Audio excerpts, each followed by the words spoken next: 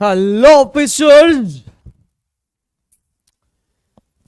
Good evening in स्वागत है आप सभी लोगों का फिर से एक बार रीजनिंग की एक और धमाकेदार क्लास में। अगर आप इस वीडियो के अंदर वीडियो के ऊपर क्लिक करके आ चुके हो, इसका मतलब आप मेंस के लिए सिंसियरली तैयारी कर रहे हो या करना चाह रहे हो।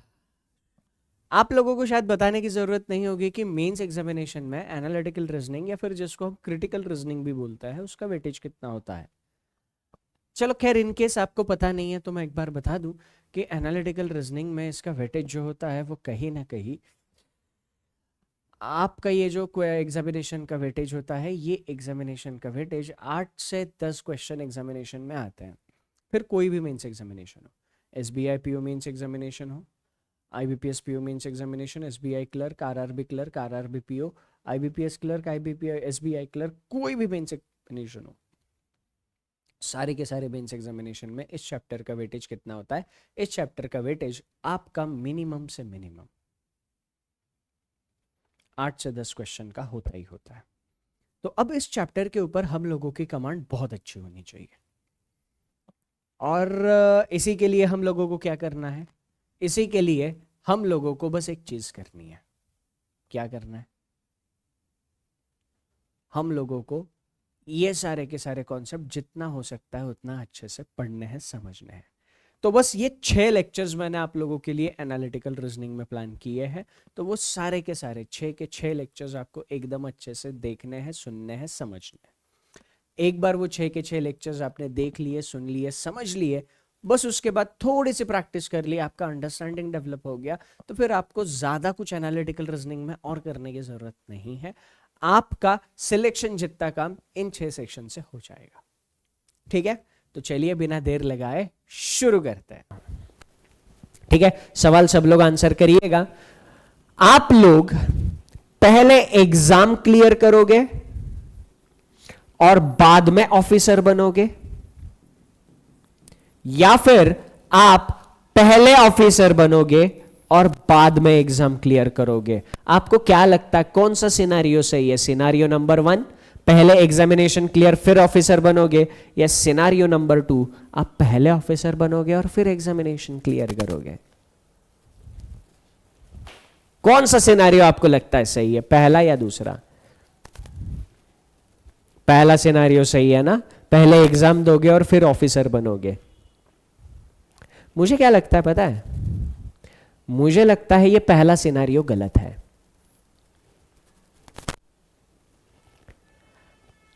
मुझे लगता है पहला सिनारियो गलत है। एग्जामिनेशन क्लियर करने के बाद आप ऑफिसर थोड़ी बनोगे, आप पहले ही ऑफिसर बन चुके हो। ऑफिसर के अंदर जो क्वालिटीज चाहिए होती है वो क्वालिटीज आपके अंदर पहले ही आ चुकी है। एग्जामिनेशन क्लियर करने के बाद आपके ऊपर बस थप्पा लगा है कि आप ऑफिसर बन गए हो। मेरा मानना, मेरी थॉट प्रोसेस इस मामले में थोड़ी सी उल्टी है।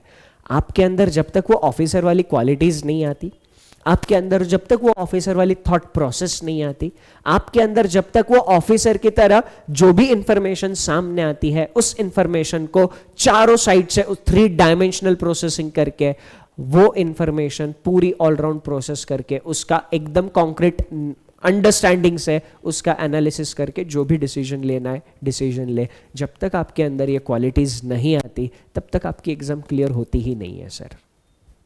एग्जाम क्लियर होती ही नहीं जब तक आपके अंदर वो क्वालिटीज नहीं आती है ना। इंग्लिश में रीडिंग कॉम्प्रिहेंशन सीखते हो, जब तक आपको लिखी हुई इंफॉर्मेशन समझ में नहीं आएगी, क्योंकि ऑफिसर को रीडिंग कॉम्प्रिहेंशन इंपॉर्टेंट क्यों है?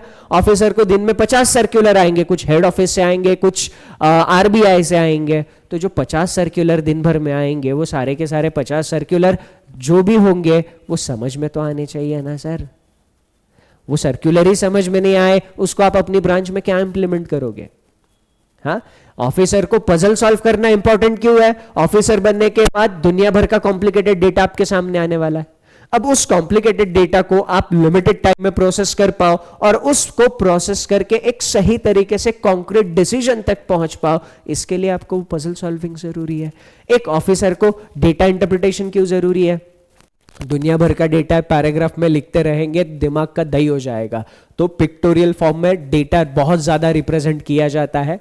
अगर आपने कभी भी किसी बैंक का मतलब जो भी स्टेटमेंट आता है ना, मैं थोड़ा सा एसबीआई का देखते रहता हूँ, quarterly profit and loss statement आता है, तो उसमें बहुत सारा डेटा ग्राफ में दिया हुआ होता है। तो इसीलिए डेटा इंटरप्रिटेशन, जो डेटा ग्राफ में दिया है वो समझना जरूरी है। तो अब आप मुझे बताओ, क्या एग्जाम पहले क्लियर होगी या ऑफिसर पहले बनोगे? सर आपके अंदर वो क्वालिटीज पहले आएगी, बाद में ऑफिसर बनोगे आप। अब ये डिस्कशन एनालिटिकल रीजनिंग के सेशन में इंपॉर्टेंट क्यों है? अगर आप में से किसी को ऐसे लगता है ना, सर डायरेक्ट थियरी बता दो, डायरेक्ट क्वेश्चन करा दो और मेरे को एनालिटिकल रीजनिंग आए, आई एम सॉरी, मैं उस टाइप से एनालिटिकल रीजनिंग ना कभी डिस्कस किया हो और ना कभी डिस्कस करूंगा। उस तरीके से एनालिटिकल रीजनिंग आता ही नहीं है। Analytical reasoning is complete training of mind. Analytical reasoning दिमाग का ट्रेनिंग है। अगर आपने अपने दिमाग को ट्रेन नहीं किया है तो एनालिटिकल रीजनिंग में परेशान रहोगे। बात समझ में आ गई? बात समझ में आ गई? मैं जो कहना चाह रहा हूं, मेरी भावनाएं आप तक पहुंच रही है? हाँ, तो हम लोगों को पहले बनना है ऑफिसर बाय क्वालिटीज, एग्जामिनेशन अपने आप क्लियर हो जाएगी। क्लियर है सारी चीजें? फटाफट फटाफट एक लिख दो सब लोग। अब एनालिटिकल रीजनिंग में कौन कौन से टॉपिक्स ज्यादा फोकस करके पूछे जाते हैं वो मैं यहां पर लिख देता हूं और फिर उनमें से वन बाय वन टॉपिक का डिस्कशन हम स्टार्ट कर देंगे। ठीक है, सबसे पहला टॉपिक है कोर्स ऑफ एक्शन, फिर उसके बाद है कॉज एंड इफेक्ट। ठीक है, course of action and cause and effect, सबसे पहले ये दो टॉपिक हम देखेंगे। ठीक, course of action, cause and effect.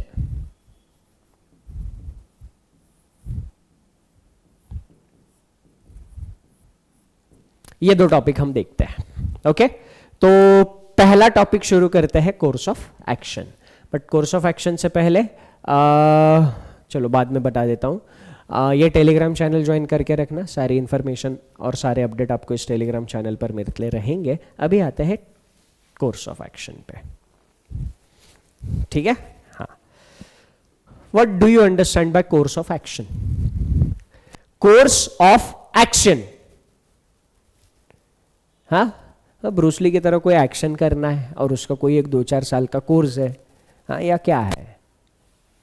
Course of action, इसका क्या मतलब होता है?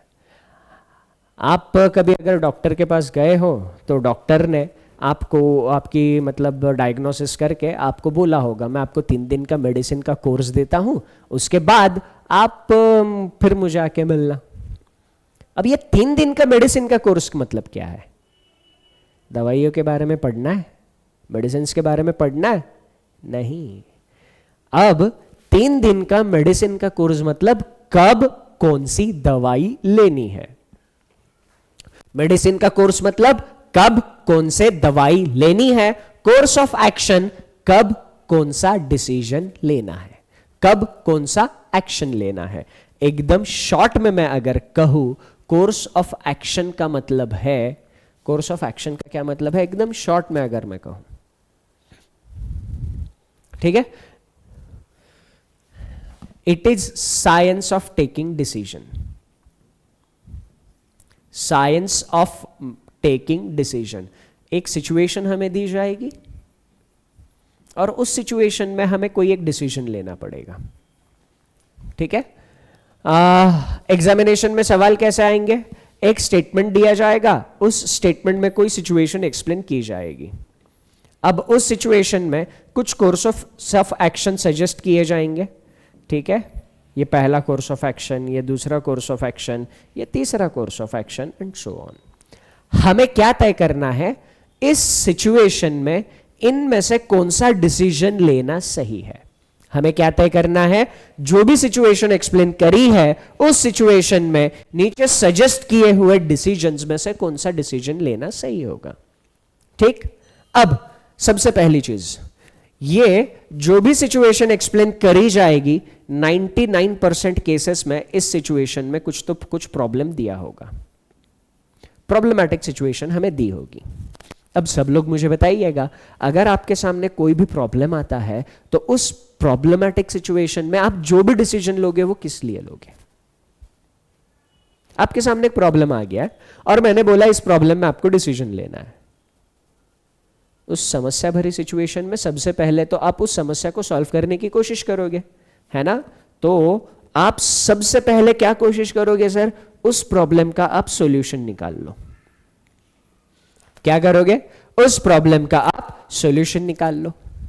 अब मेरा एक सवाल है, क्या इस दुनिया में हर एक प्रॉब्लम का सॉल्यूशन है? क्या इस दुनिया में हमारे पास हर एक प्रॉब्लम का सॉल्यूशन है? हर एक? अरे ना मुन्ना ना, ज्यादा ऑप्टिमिस्टिक है तो कोई बोल देगा ए सर है, आपके पास नहीं होगा, हमारे पास है।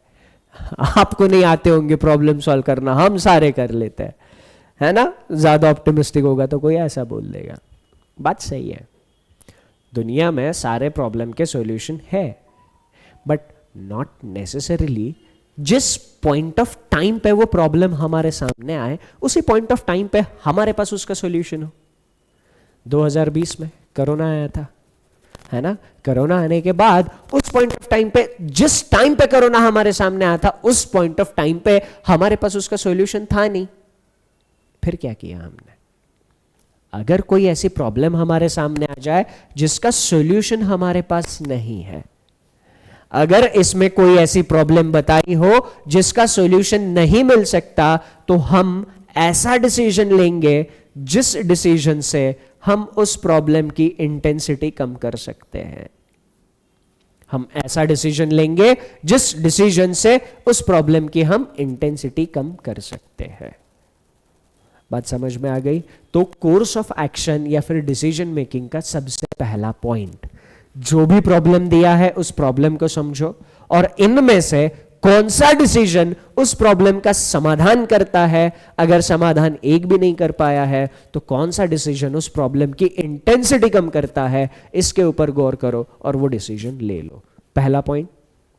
दूसरा पॉइंट डिसीजन मेकिंग का, जो भी डिसीजन हम लोग लेंगे वो डिसीजन इम्पार्शियल होना चाहिए। पार्शियलिटी नहीं करनी है डिसीजन लेते वक्त, है ना? किसी की तरफ झुका हुआ डिसीजन नहीं लेना है ना? कल को ऐसा हो आप लोग SBI PO बन जाओ और SBI PO बनने के बाद एक ठीक ठाक दिखने वाला, इतनी हाइट का, कुछ ऐसे दिखने वाला इंसान एक लोन की फाइल लेके आए 10,000 करोड़ की आपके पास। आप उस इंसान को जानते हो, इसीलिए ज़्यादा डिटेलिंग ना चेक किया, आप सीधा लोन पास कर दो। ऐसा करना नहीं, स्क्रीन पे बोल रहा हूँ। सिलेक्शन होने के बाद कॉल करना, कुछ अलग चीज़ बताऊंगा। समझ में आ गई बात? हाँ, तो डिसीजन लेते वक्त दूसरी एक चीज़ नोटिस करनी, ध्यान में रखनी, इम्पार्शियल होना चाहिए। पार्शियलिटी नहीं होनी चाहिए डिसीजन में, किसी की भी तरफ झुका हुआ डिसीजन नहीं होना चाहिए। समझ में आ गई बात? सिलेक्शन के बाद कॉल करना, अभी के लिए एग्जाम के लिए ये फॉलो करो। हाँ, समझ में आ गई? तो सॉल्यूशन निकालो, नहीं तो इंटेंसिटी कम करो। दूसरा, इम्पार्शियल डिसीजन लो। तीसरा, एक प्रॉब्लम है मेरे सामने, है ना? कोरोना। अब कोरोना, हमें पता था कि कोरोना जिसको भी हो जाए उसके कांटेक्ट में जो भी आएगा उसको फिर से कोरोना हो जा रहा था, है ना? तो उसका एक डिसीजन है, जिसको कोरोना हो उसको गोली से उड़ा दो। कर सकते थे? कर सकते थे ऐसा? नहीं। जो भी डिसीजन हम ले, सॉल्यूशन 100% था सर। जिसको कोरोना हुआ है अगर उसको गोली मार दिया और जला दिया तो फिर कोरोना आगे फैलेगा ही नहीं ना, है कि नहीं? है ना? पर डिसीजन से सॉल्यूशन मिल रहा हो पर वो डिसीजन प्रैक्टिकली इंप्लीमेंट करना पॉसिबल ही नहीं हो, ऐसे डिसीजन का कोई फायदा नहीं है। जो भी डिसीजन लोगे उस डिसीजन को प्रैक्टिकली इंप्लीमेंट करना पॉसिबल होना चाहिए, है ना? कल एग्जाम है, आज तक कुछ पढ़ा ही नहीं और आज एकदम शक्तिमान बन गए, आज सारा पढ़ के एग्जाम निकाल लूंगा। सर डिसीजन अच्छा है बट प्रैक्टिकली इंप्लीमेंट करना पॉसिबल है क्या? ना मुन्ना ना।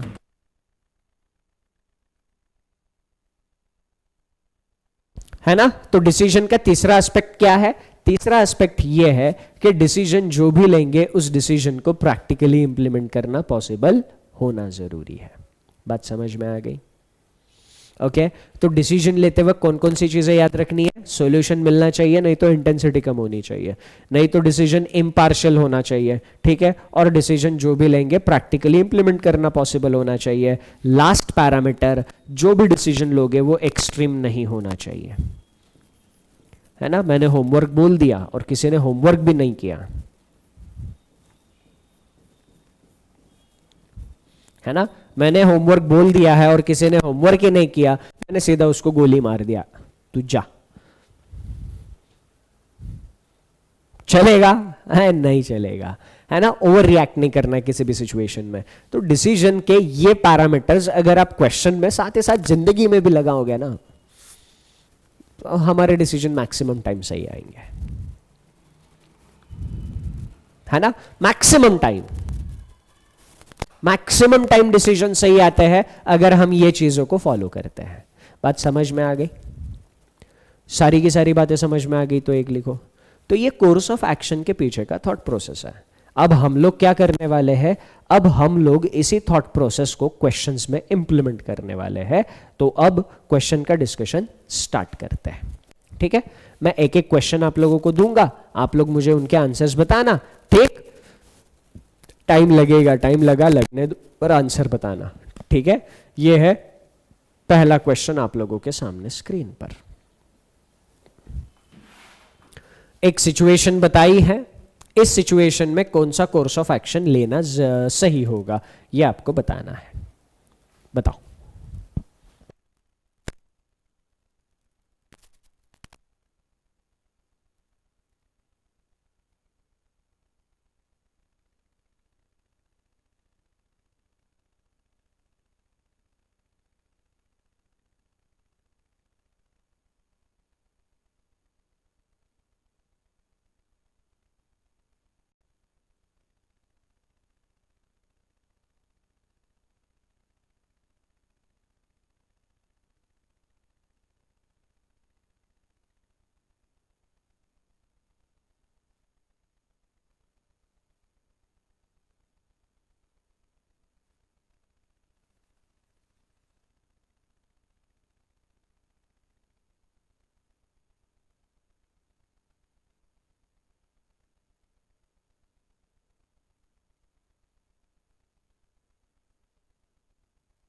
ओके, निष्ठा जी कह रही है ई, प्रतीक कह रहा है ई, प्रतीक ए ई कह रहे हैं। अच्छा, वैष्णवी काले 5, मैक्सिमम लोग ए ही कह रहे हैं, ठीक है। डिस्कस करते हैं। देखो इसमें है ना एक और झोल होता है मेंस एग्जामिनेशन में, जो एनालिटिकल रीजनिंग के क्वेश्चंस आते हैं ना, जानबूझकर उनको कॉम्प्लेक्स स्टेटमेंट फॉर्मेट में दिया जाता है ना। आपने इंग्लिश में टाइप ऑफ स्टेटमेंट पढ़े होंगे, simple statement, compound statement, complex, जो भी आपके उनके नाम हो, है ना। तो ये जानबूझ के एनालिटिकल रीजनिंग के क्वेश्चंस कॉम्प्लेक्स स्टेटमेंट फॉर्मेट में दिए जाते हैं, ठीक है। तो वो कॉम्प्लेक्स स्टेटमेंट फॉर्मेट में जो भी क्वेश्चंस हम लोगों को मिलते हैं, सबसे पहला चैलेंज यही है क्वेश्चन की लैंग्वेज को समझना। अब यहां पर एक छोटा सा हैक बताता हूं। इंग्लिश में हम क्वेश्चन पढ़ रहे, पेपर अटेम्प्ट कर रहे हैं, और वो क्वेश्चन हमें समझ में नहीं आया बाय चांस, तो हमारे पास ऑप्शन होता है उस पर्टिकुलर क्वेश्चन को हम हिंदी में ट्रांसलेट कर सके। अब जहां मॉक टेस्ट देते वक्त ये चीज एक्सप्लोर करना, आपकी मॉक टेस्ट की ये ऐसी विंडो है ना, तो इधर एक टॉप राइट कॉर्नर में लैंग्वेज चेंज करने का ऑप्शन रहता है, इधर आपके क्वेश्चन नंबर के पैलेट वगैरह रहता है, 1 2 3 4 वगैरह, और इधर नीचे बटन्स रहता है। तो ये जो आपके क्वेश्चन की स्क्रीन है, इधर टॉप राइट कॉर्नर में लैंग्वेज का ऑप्शन आता है। तो पर्टिकुलर क्वेश्चन एनालिटिकल रीजनिंग में अगर आपको समझ में नहीं आया, एक आध वर्ड नहीं समझ में आया, एक आध सेंटेंस समझ में नहीं आया, उसको समझने के लिए उस पर्टिकुलर क्वेश्चन हिंदी में आप देख लीजिएगा। बहुत कारीगर ट्रिक है, मुझे बहुत काम आती है ना, आपको भी आएगी। तो अब इस क्वेश्चन की भावना समझते हैं। तो अभी क्या बोला है? Intending to transform scientific instruments in government labs into lucrative assets. Government labs में जो भी साइंटिफिक इक्विपमेंट्स है, उनको एक अच्छे खासे एसेट्स में ट्रांसफॉर्म करने के लिए, एक रेंटल इनकम जनरेट करने के लिए, और ये मेक श्योर करने के लिए कि public funded research infrastructure available हो, है ना, एक यूनिवर्सल एक्सेस, सबको एक्सेस मिले एक पब्लिक फंडेड रिसर्च इंफ्रास्ट्रक्चर्स को। efficient utilization and wider access of such infrastructure and equipments to scientists. Scientist लोगों को इसका एक्सेस अच्छे से मिले, है ना, और ज्यादा से ज्यादा साइंटिस्ट इसको इस्तेमाल कर पाए, इसके लिए क्या चाहिए? Across the country government needs a plan. Government को एक प्लान चाहिए. किसके लिए प्लान चाहिए? जो भी लैब्स में इक्विपमेंट्स है उनको एक सुंदर से एसेट्स बनाने के लिए, उसको रेंट पे देने के लिए, पैसा लाने के लिए, और उस पैसे से एक ऐसा इंफ्रास्ट्रक्चर खड़ा करने के लिए जिससे मैक्सिमम साइंटिस्ट उसका एक्सेस कर सके. गवर्नमेंट को प्लान चाहिए. अब इस सिचुएशन में हमें कौन सा डिसीजन लेना चाहिए? The government should outsource the infrastructure to foreign institutions that are in dire need of it. Direct foreign institutions को दे दे, है ना, जिनको बहुत ज्यादा जरूरत है. फॉरेन इंस्टीट्यूशंस को दे दिया, फिर अपने यहां कैसे एक्सेस करेंगे? फॉरेन इंस्टीट्यूशंस को देने के बाद अपने यहां कैसे एक्सेस करेंगे? नहीं कर सकते. पहला नहीं. Central cluster should be set up by the government to tie up with the industries and startups allowing ease of access to the high end infrastructure.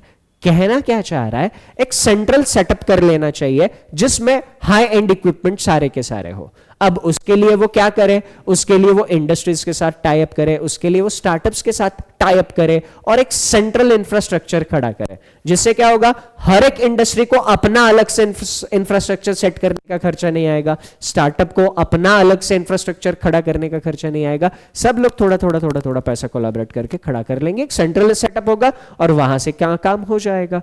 ये डिसीजन लेना बिल्कुल सही है. पर्पज सर्व हो रहा है इससे, बिल्कुल सही है. दूसरा, the government should encourage scientific institutions to establish professionally managed autonomous centers and knowledge institutions such as IITs, NITs, etc. बिल्कुल सही है ना. प्रोफेशनली मैनेज्ड इंस्टीट्यूशंस जहां पर ये सारा इंफ्रास्ट्रक्चर अवेलेबल हो, ऐसे इंस्टीट्यूशंस के सेटअप में एनकरेजमेंट देनी चाहिए. तो इसमें आंसर क्या है? Option number 5. डिस्कशन क्लियर है? ठीक है, डिस्कशन क्लियर है? सारा डिस्कशन क्लियर है तो एक लिखो. अब थोड़ा बहुत आइडिया आ रहा है आपको एक सिचुएशन में कौन सा डिसीजन लेना चाहिए. अब मुझे एक बात बता, इसका कुछ फॉर्मूला हो सकता है? फॉर्मूला तो नहीं है सर, बस एक थॉट प्रोसेस हो सकती है. एक थॉट प्रोसेस हो सकती है, वो थॉट प्रोसेस मैंने आपको बता दी. अब आपकी मैच्योरिटी क्या कहती है, आपका अंडरस्टैंडिंग क्या कहता है, और आपका सेंस ऑफ डिसीजन मेकिंग क्या कहता है, यही एक्चुअली सारी चीजें यहां पे चेक होती है. ठीक, अगर सारी चीजें क्लियर है तो अगले क्वेश्चन पे चलेंगे. यह रहा अगला क्वेश्चन, आप लोगों के सामने स्क्रीन पर उड़ा देना. ठीक है, चलो इसका आंसर करो.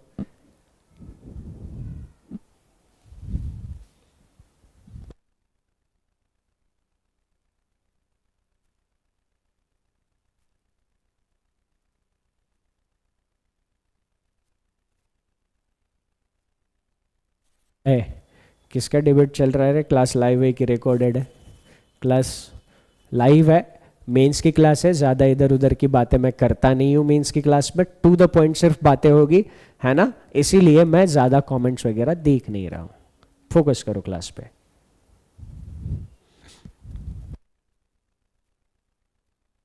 तुराग फाइट फेंक के मारूंगा इधर से, रिकॉर्डेड क्लास है बोल रहे हो.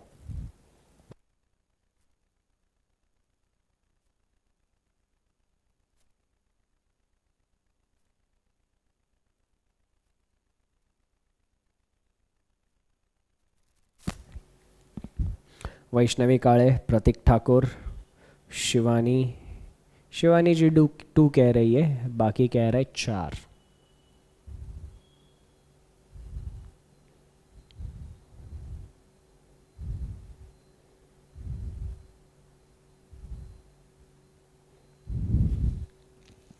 ठीक है, ऑप्शन डी. ओके, देख लेते हैं. सिचुएशन समझ में आई. A thriving democracy must have spaces where liberals and conservative can hold decent grade A and B, SOPO and clerk. है ये SOPO and clerk ये बीच में जबरदस्ती का आया है, ये क्वेश्चन में होना नहीं चाहिए. मैं डर गया ना, डेमोक्रेसी में SOPO और क्लर्क कहाँ से आ गए? हाँ, डेमोक्रेसी में SOPO और क्लर्क कहाँ से आ गए? हाँ, रुको, फिर से एक बार ये क्वेश्चन से गो थ्रू करते हैं, है ना, डरावना क्वेश्चन था। थ्राइविंग डेमोक्रेसी, एक अच्छी खासी डेमोक्रेसी में, लोकशाही में ऐसी जगह होनी चाहिए जहां पे लिबरल और कंजर्वेटिव्स, जो उदारमतवादी लोग हैं और जो रूढ़ी परंपराओं को पकड़ के चलने वाले लोग हैं, वो एक उनके भी डिसेंट ग्रेड, उनके पास डिसेंट कॉन्वर्सेशन, ग्रेड भी नहीं, ए एंड बी, ये भी फालतू का इंफॉर्मेशन है ना। हाँ ठीक है, तो वहां जो कॉन्वर्सेशन कर सके एक दूसरे के साथ, है ना, लिबरल्स और कंजर्वेटिव एक दूसरे के साथ कन्वर्सेशन कर सके, they agree and where they don't. अब बातचीत करके ये डिसाइड कर ले यार कि दोनों में किस चीज पे दोनों एग्री है, किस चीज पे एग्री नहीं है। Liberals can not claim superiority. Liberals जो उदारमतवादी लोग हैं उनको ये नहीं बोला अपन इस भगवान है, तुम फालतू लोग हो, कंजर्वेटिव लोग हो, तुम वही पुरानी चीजों को पकड़ के चल रहे हो, फालतू लोग, हाँ ऐसे उनको बोलना नहीं है ना। और over conservatives and latter can not become solid block for preventing social change. मतलब लैटर मतलब जिसका जिक्र बाद में हुआ, बाद में जिक्र हुआ कंजर्वेटिव का, तो कंजर्वेटिव भी मतलब एक तरक्की के रास्ते में रोड़ा ना बने, है ना। Solid block for preventing social change, कुछ सोशल चेंज जो टाइम के हिसाब से जरूरी है उसमें ये लोग बाधा न डालें। अब ओवरऑल क्या है, ओवरऑल सिचुएशन की मांग ये है कि लिबरल्स और कंजर्वेटिव दोनों आपस में सुलह कर ले, एक कॉमन पॉइंट पे आ जाए, ठीक। अब इसमें क्या है, liberals should show the way forward social change. जो भी लिबरल लोग हैं, जो भी उदारवादी लोग हैं, है ना, उनको किस दिशा में आगे जाना चाहिए वो रास्ता दिखाना चाहिए। बिल्कुल सही है। अगर आप बोल रहे हो कि हम लिबरल है, हम ज्यादा ब्रॉडर माइंड के हैं, हम ज्यादा ब्रॉडर सोच रखते हैं, भाई साहब आप रास्ता दिखाओ, किस रास्ते में आगे बढ़ना है। बात बिल्कुल सही है, ठीक है। ये डिसीजन इंप्लीमेंट होना चाहिए, लिबरल्स को रास्ता दिखाना चाहिए। दूसरा, liberals should only act as labels by passively holding attitudes against the diversity or change। Attitude पैटीट्यूड इधर किस में आ गया, हाँ ये एटीट्यूड वगैरह ये सारी चीज। सर देखो कॉमन सेंस, एक थोड़ा सा टोन भी अगर हम समझते हैं ना, इंग्लिश कॉम्प्रिहेंशन में आपको टोन ऑफ द पैसेज एक कॉन्सेप्ट होता है, तो यहां पर थोड़ा सा टोन भी आपको समझ में आता है ना, तो आपको आंसर करने में बहुत ज्यादा हेल्प मिलती है, खासकर एनालिटिकल रीजनिंग में, ठीक है। And last, conservative should show down the changes. जो भी कंजर्वेटिव है उनको चेंजेस दिखाने पड़ेंगे, यही तो ये कह रहा है कि वो ब्लॉक नहीं बनने चाहिए, है ना। That may have long term negative consequences for society and social harmony, ठीक है। तो जो भी दिक्कत है, जो भी चीजें हैं जिसकी वजह से लॉन्ग टर्म में नेगेटिव इंपैक्ट आ सकता है, सोशल हार्मनी बिगड़ सकती है, उसके लिए उनको क्या करने चाहिए, स्लो डाउन करने चाहिए चेंजेस को। जो चेंजेस है उनको क्या करना चाहिए, स्लो डाउन करना चाहिए। बिल्कुल सही है, ये डिसीजन होना चाहिए ऑप्शन नंबर 4। क्लियर, सारी की सारी चीजें क्लियर, यस। सेकंड साउंडिंग में टॉक्सिक था, बिल्कुल प्रतीक जी, है ना। सारा डिस्कशन क्लियर है तो एक लिखो फटाफट।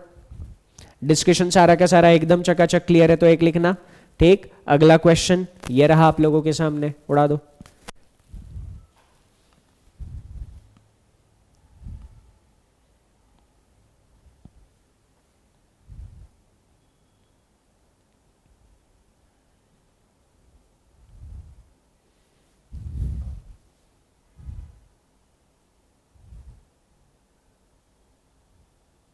स्लो डाउन क्यों लिखा है, एक सेकंड पूजा जी, आप इस क्वेश्चन पर फोकस करिए, मैं एक्सप्लेन करता हूं।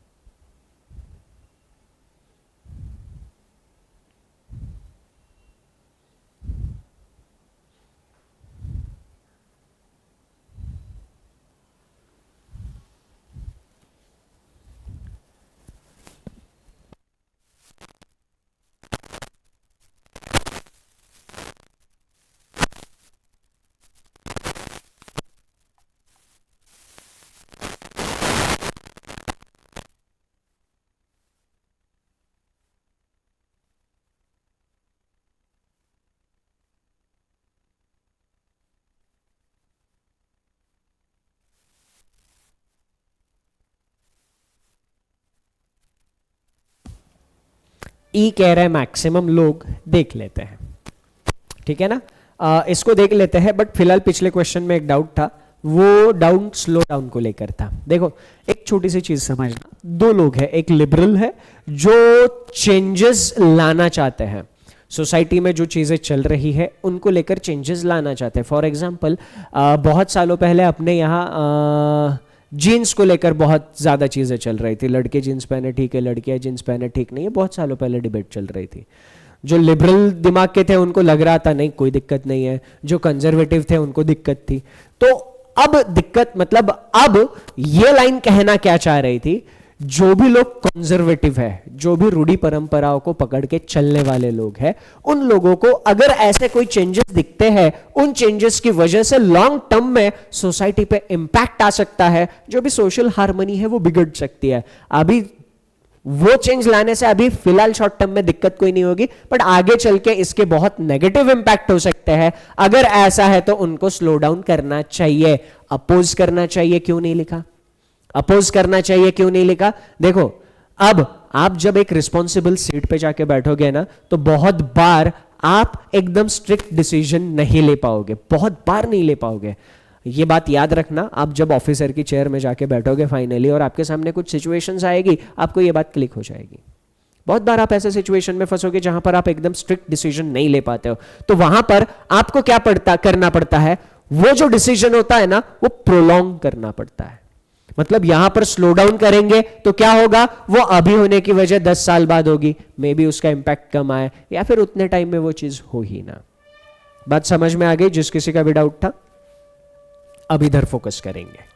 अब इधर क्या दिया है, इधर हमें दिया है UGC is set to follow 4 year under graduate degree holders to enrol in PhD programmes.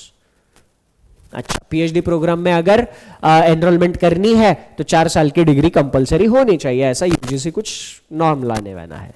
It is also diluting the requirement of mandatory publication of research paper before the award of PhD। UGC ने एक और decision लिया है। पहले क्या हुआ करता था, इसके मुताबिक बता रहा हूं मैं, कि पीएचडी अवार्ड करते टाइम आपका एक paper publish, research paper publish होना जरूरी था, but it is also diluting, वो थोड़ा सा इसको डायल्यूट कर रहा है कि ये ऐसा कुछ जरूरी नहीं है, कर दिया तो कर दिया, नहीं कर दिया तो ठीक है। Quantitatively no doubt the changes will produce more PhDs. अब यूजीसी का डिसीजन, रुक रे, इधर उधर भाग मत। यूजीसी का डिसीजन पहली 2 लाइनों में दिया है। यूजीसी पीएचडी एनरोलमेंट के लिए 4 ईयर डिग्री कंसिडर करने वाली है। पहले पीएचडी करने के लिए मास्टर्स चाहिए होती थी, बिना सिर्फ आप ग्रेजुएशन करके पीएचडी में एनरोल नहीं कर सकते थे, ग्रेजुएशन के बाद पोस्ट ग्रेजुएशन करना पड़ता था, उसके बाद पीएचडी में जा सकते थे। Now UGC is considering 4 years degree, post graduation का क्राइटेरिया हटा दिया।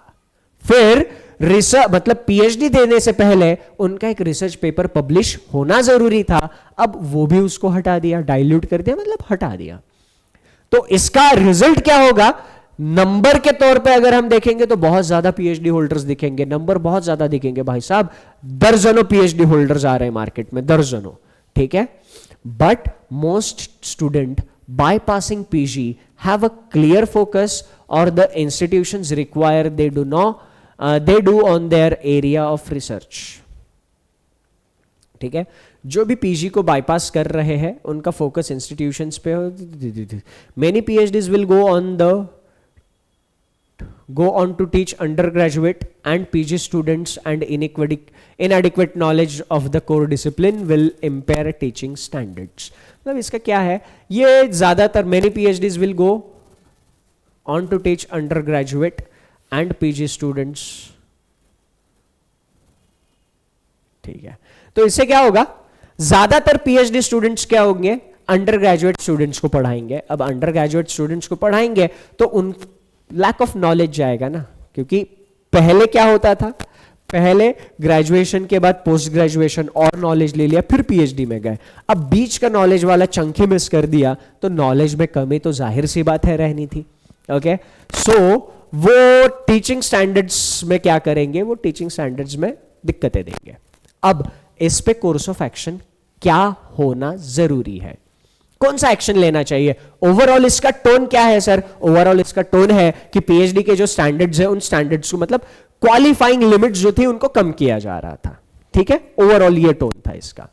UGC must ensure that PhD course work also integrates parts of PG curriculum. इधर दिया है पीजी बाईपास करने से दिक्कत हो रही थी, तो पीजी करिकुलम जो था अब बाईपास कर ही दिया है, इसको थोड़ी बोल देंगे नहीं रे तू फिर से वही कर, हाँ? बाईपास कर ही दिया है तो जो भी पीजी का करिकुलम था, जो चीजें वो पोस्ट ग्रेजुएशन में पढ़ने वाले थे, पीएचडी कोर्स वर्क में, पीएचडी कोर्स स्ट्रक्चर में इंक्लूड कर लो। सेंसिबल बात है। UGC should enhance the regulation for example apply mandatory publication. हाँ, अब देखो पब्लिकेशन, रिसर्च पेपर आपका पब्लिश होना चाहिए, ये अगर मैंडेटरी कर देते हैं तो और वो स्टूडेंट क्या करेंगे? अपने एंड से काम करेंगे। वो स्टूडेंट क्या करेंगे? अपने एंड से और ज्यादा अच्छा काम करेंगे। Last, UGC should think more about allowing 4-year undergraduates to enrol for PhDs. ये चिल्ला चिल्ला के थक गया भाई साहब। 4 साल के ग्रेजुएट को पीएचडी में देंगे आप, एडमिशंस देंगे, टीचिंग स्टैंडर्ड्स कम हो जाएंगे भाई साहब। चिल्ला चिल्ला के बोल रहा है, हाँ, इसकी आते फट गई चिल्लाते चिल्लाते। तो हम ये थोड़ी बोल सकते हैं जो 4 साल अंडर ग्रेजुएट्स है उनको पीएचडी में एडमिशन दो, ये नहीं होना चाहिए। बात समझ में आ गई? ऑप्शन ई वालों, बात समझ में आ गई? जिन लोगों ने ऑप्शन ई दिया था, डिस्कशन क्लियर है? देखो, इसीलिए मैंने क्या कहा सेशन के शुरुआत में, इसीलिए मैंने कहा भाई साहब ये चैप्टर में आपकी इंफॉर्मेशन अंडरस्टैंडिंग बहुत क्लियर होनी चाहिए। अगर आपको इंफॉर्मेशन समझ में नहीं आ रही, आपका डिसीजन सही नहीं जाएगा। डिस्कशन क्लियर है तो 1 लिखो। तो इसका आंसर था ओनली 1 and 2, ऑप्शन 2 में दिया था। क्लियर है तो 1 लिखना। क्लियर है तो 1 लिखो जल्दी से।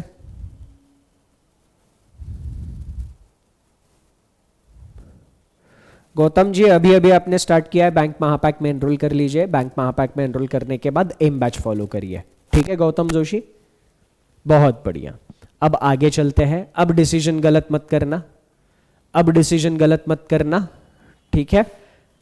आराम से करो, आराम से करो, सारा सोच समझ के जान के करो, ठीक है? चलो आगे।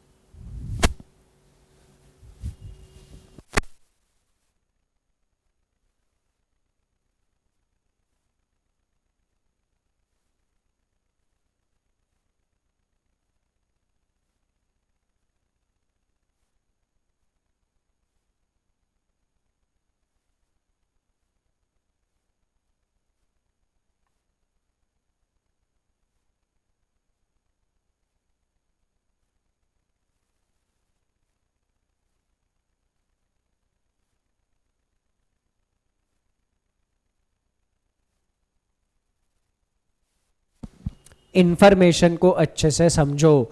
इंफॉर्मेशन अच्छे से नहीं समझी तो आपका डिसीजन सही नहीं जाएगा।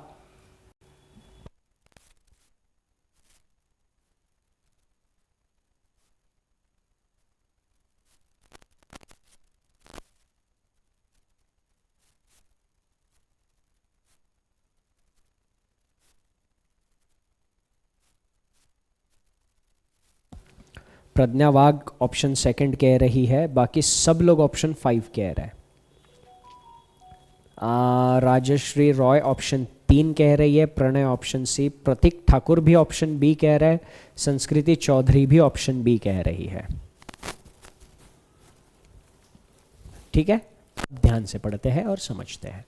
Layers of superstition, the demands of urban living and lifestyle that run contrary to the natural। देख रहे हो इंग्लिश कितना इसमें मतलब हौच-पौच यूज किया है। ये द हिंदू का इंग्लिश नहीं लग रहा है। द हिंदू में एडिटोरियल ऐसे लिखता है, इधर कुछ पार्ट लिखता है, उसका कनेक्शन लाइन में कहीं और आगे जाके मिलता है। ठीक है, तो अभी चलो इधर फोकस करते हैं। तो यहां पर क्या बोल रहा है, जो सुपरस्टिशंस की लेयर्स है, जो भी अर्बन लिविंग की डिमांड है, जो भी लाइफस्टाइल चल रही है जो कॉन्ट्ररी है, contrary to the natural, all add both mystery and suffering to what are natural processes and reproductive tract undergoes. ठीक है, कुछ कुछ समझ में आया. Okay, this often menage, this often comes with its load of cramps and pain, which woman conditioned to bear with white-lipped stoicism and childbirth is feared by many. देखो अब क्या होता है ना, बहुत बार ये मेरे साथ भी होता है, आप लोगों के साथ भी होता है, और यहीं पर हमारा एक ओवरऑल अंडरस्टैंडिंग का, ओवरऑल टोन समझने का जो आदत होगा वो काम आएगा. जैसे ये पहली लाइन पढ़ी होगी सिर्फ, तो हो सकता है ज्यादातर लोगों को ज्यादा कुछ नहीं समझ में आएगा, मुझे भी नहीं आया था, कोई दिक्कत नहीं. बट जैसे जैसे आगे हमने पढ़ा तो यहां पर कुछ समझ में आ रहा है, जो भी चाइल्ड बर्थ है उसको लेकर, जो भी कुछ सुपरस्टिशन है उसको लेकर कुछ कुछ बातें चल रही थी. ओके, तो यहां पर कुछ तो क्या है, सुपरस्टिशंस है, और कुछ लाइफस्टाइल्स की डिमांड है, जो भी अर्बन लिविंग है उसकी लाइफस्टाइल की डिमांड है. तो वो जो है एक दूसरे को कॉन्ट्ररी जा रही थी, और इन दोनों की वजह से क्या हो रहा था, कभी कभी मिस्ट्री और सफरिंग दोनों भी हो रही थी, जो भी नेचुरल प्रोसेस थी. ओके, उसमें अब इसकी वजह से जो भी क्या हो रहा था,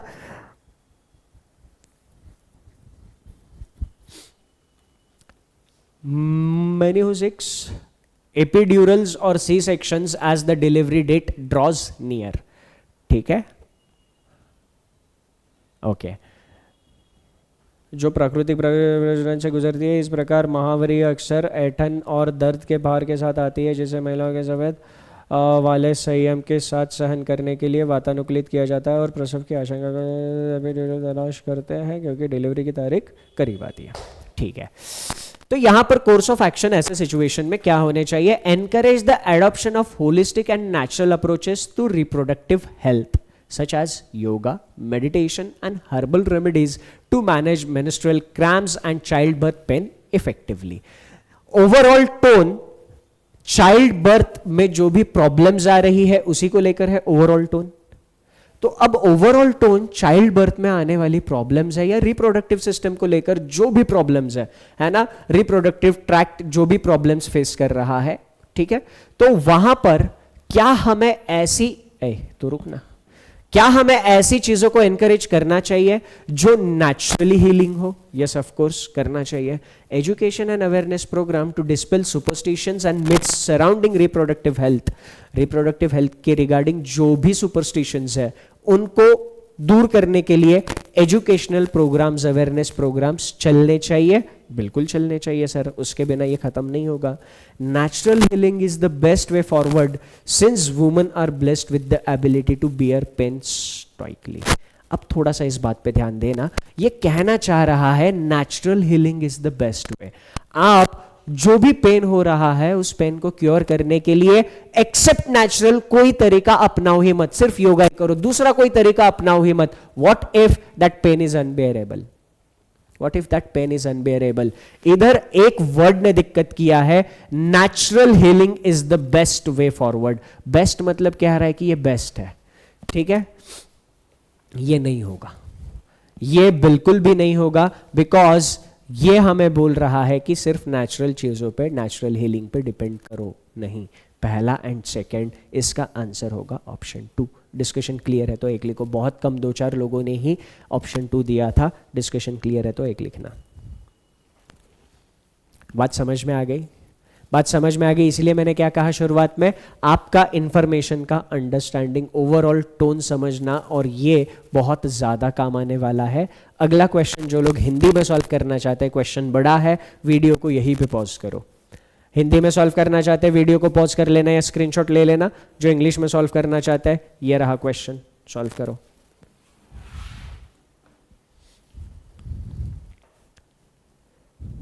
द बेस्ट नहीं पढ़ा, इसी की वजह से गलती हो गया ना. द बेस्ट, उसी ने तो गड़बड़ किया.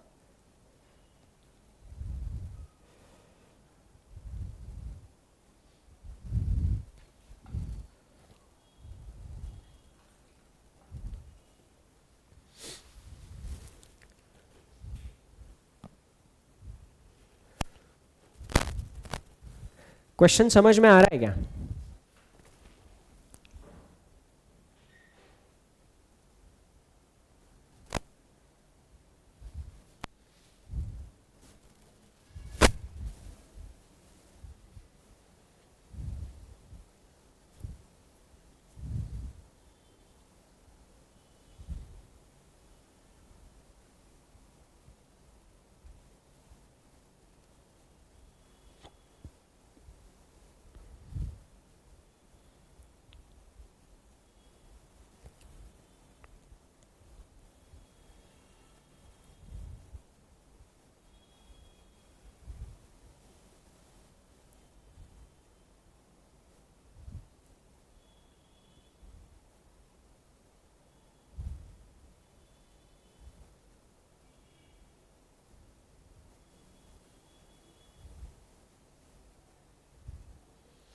मैक्सिमम लोग ऑप्शन सी कह रहे हैं, बोथ 1 एंड 2, और कुछ कुछ लोग ऑप्शन ए कह रहे हैं।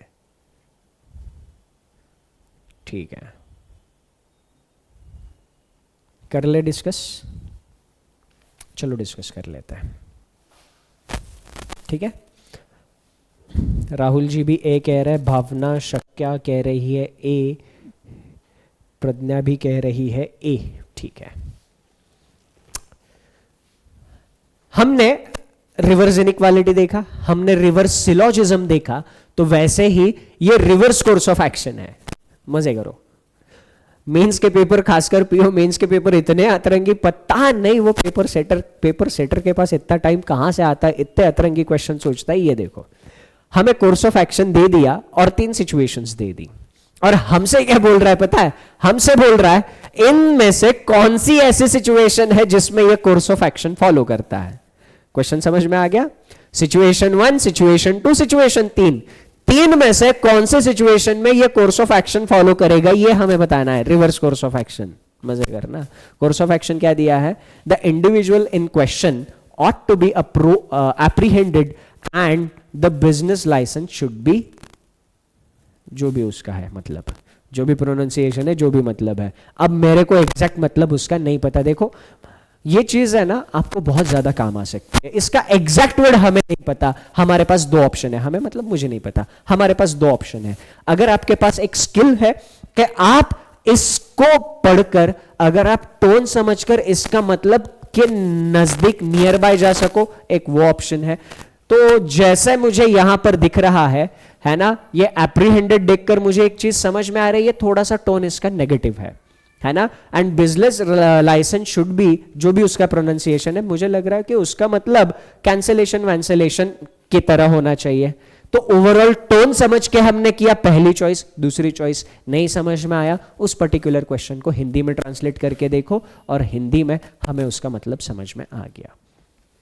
ठीक है, तो यहां पर क्या बोल रहा है, ये इंडिविजुअल जो भी मतलब जिसके भी ऊपर चल रहा है सोच विचार, है ना, तो उसको क्या करना चाहिए? पकड़ लो और उसका बिजनेस लाइसेंस जो है वो कैंसिल करो। अब कौन से सिचुएशन में ये कोर्स ऑफ एक्शन हो सकता है? A discovered manufacturing facility has been producing fake and counterfeit. इधर ही मुझे थोड़ा सा अंदर से मेरे अंतरात्मा कह रही है ये हो सकता है। क्यों?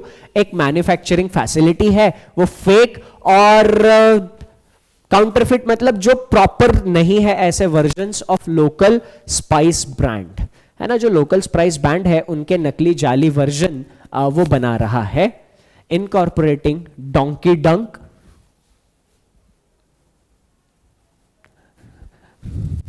एंड एसिड, ठीक है, डोंकी डंक एंड एसिड उसमें डाल रहा है।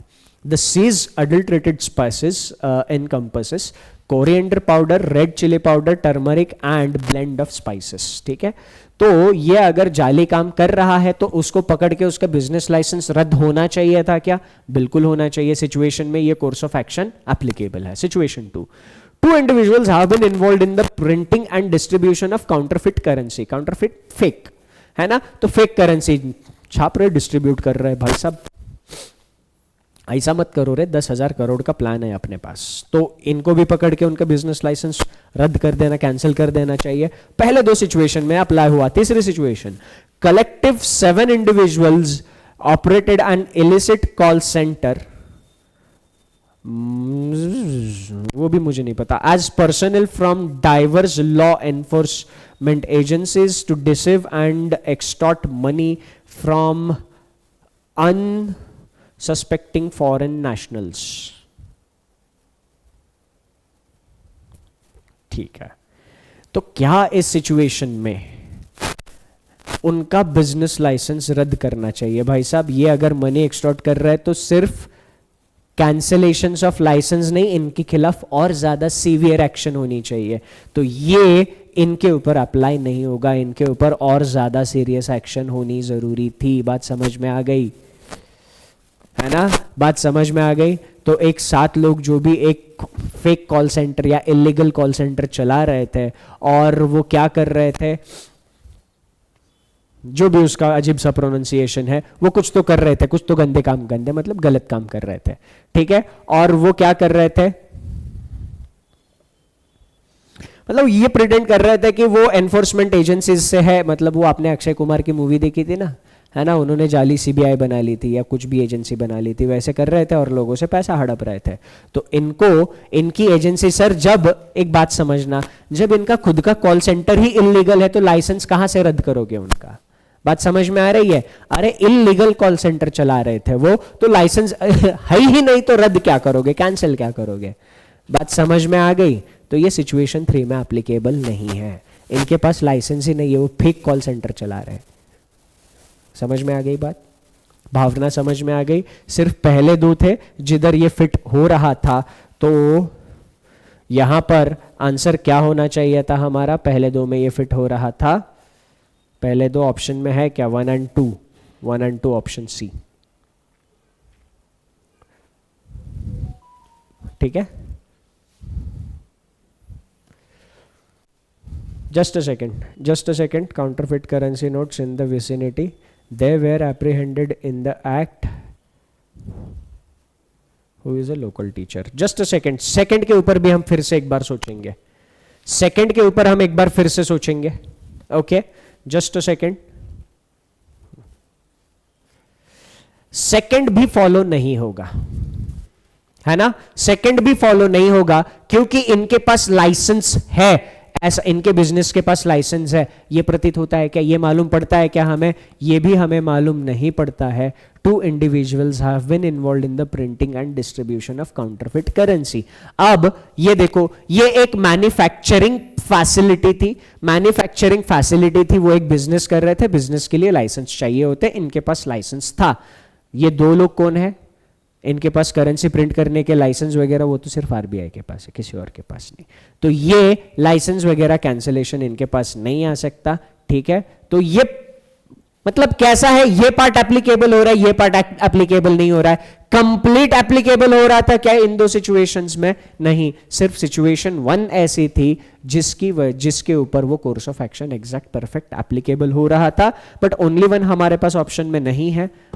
इधर हम क्या करते हैं, इसको करेक्ट कर देते हैं, only 1 should be the right answer. Discussion clear है तो एक लिखना।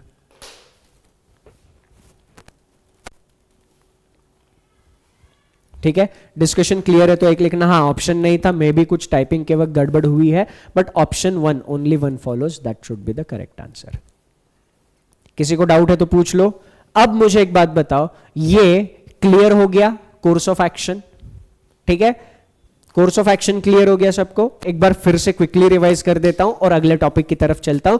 कोर्स ऑफ एक्शन, हमारे सामने सिचुएशन दी जाएगी और उस सिचुएशन में हमें डिसीजन लेना होगा। डिसीजन कैसे लेना होगा? या तो प्रॉब्लम सॉल्व करने के लिए डिसीजन लेंगे, नहीं तो इंटेंसिटी कम करने के लिए डिसीजन लेंगे।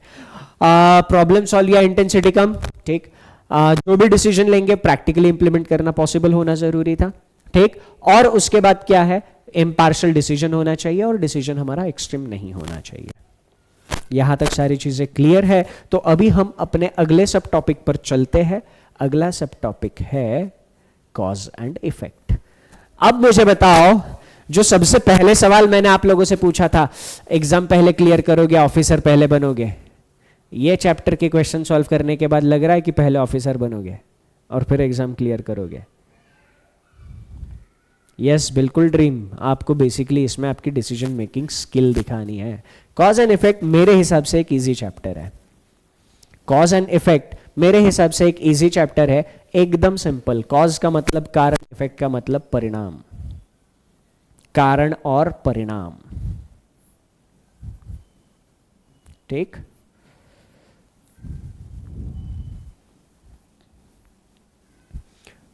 ए ने बी को कुछ बोला, पहला स्टेटमेंट। ए ने बी को कुछ बोला, पहला स्टेटमेंट। बी ने ए को करारा थप्पड़ लगाया, दूसरा स्टेटमेंट। क्या इसमें कॉज एंड इफेक्ट का रिलेशन आप लगा सकते हो? है ना? पहला स्टेटमेंट था, ए ने बोला कुछ, तो बोला बी को। ठीक, दूसरा स्टेटमेंट क्या था? बी ने कस के थप्पड़ लगा दिया, बी ने लगा दिया थप्पड़। मैं पूरा नहीं लिख रहा हूं, ठीक है? इसने जरूर कुछ उल्टी सीधी बात बोली होगी तभी तो थप्पड़ खाया होगा, ऐसे तो नहीं खाता, है ना? तो इसमें क्या था? ये कॉज था, ये कारण था और इसी कारण का ये परिणाम था, इफेक्ट, है ना। इसी कॉज का ये परिणाम था। बोला इसलिए खाया, नहीं बोलता तो नहीं खाता बेचारा। बेचारा क्या है, बेचारा कुछ हरकत ही ऐसी करी होगी। तो बात समझ में आ गई, कॉज एंड इफेक्ट। एग्जामिनेशन में ज्यादातर टाइम क्वेश्चन कैसे आते हैं, ध्यान देना, ज्यादातर टाइम मैं बोल रहा हूं, दो स्टेटमेंट दिए जाते हैं ज्यादातर टाइम। अब इन दो स्टेटमेंट में हमें यह बताना होता है कि रिलेशनशिप क्या है इनमें कॉज इफेक्ट के टर्म्स में, ठीक है। पहला कॉज, ऑप्शन कैसे रहता है, ऑप्शन ए ऐसा दिया जाएगा, स्टेटमेंट 1 कॉज है और स्टेटमेंट 2 उसी कॉज का इफेक्ट है। ऑप्शन बी क्या दिया जाएगा, स्टेटमेंट 2 कॉज है और स्टेटमेंट 1 उसी कॉज का इफेक्ट है। या फिर ऑप्शन सी दिया जाएगा, दोनों के दोनों इफेक्ट्स है, दोनों के दोनों इफेक्ट्स है और उनका कॉज कॉमन है, किसी एक ही वजह से दोनों हुए हैं, कॉमन कॉज, ठीक। चौथा ऑप्शन आपको ऐसा मिलता है, दोनों इंडिपेंडेंट इफेक्ट्स है, इंडिपेंडेंट इफेक्ट्स। पांचवा ऑप्शन आपको ऐसा मिलता है, दोनों के दोनों इंडिपेंडेंट कॉजेस है। ऐसे कुछ ऑप्शंस मिलते हैं, ठीक है। तो अब बेसिकली आपको एक चीज यहां पर समझनी है कि किसकी वजह से क्या हुआ होगा। खेल समझ में आ गया, खेल समझ में आ गया, किसकी वजह से क्या हुआ है। क्वेश्चंस प्रैक्टिस करते हैं जरा, आराम से समझो, ठीक है, और इस क्वेश्चन का आंसर अच्छे से दे दो।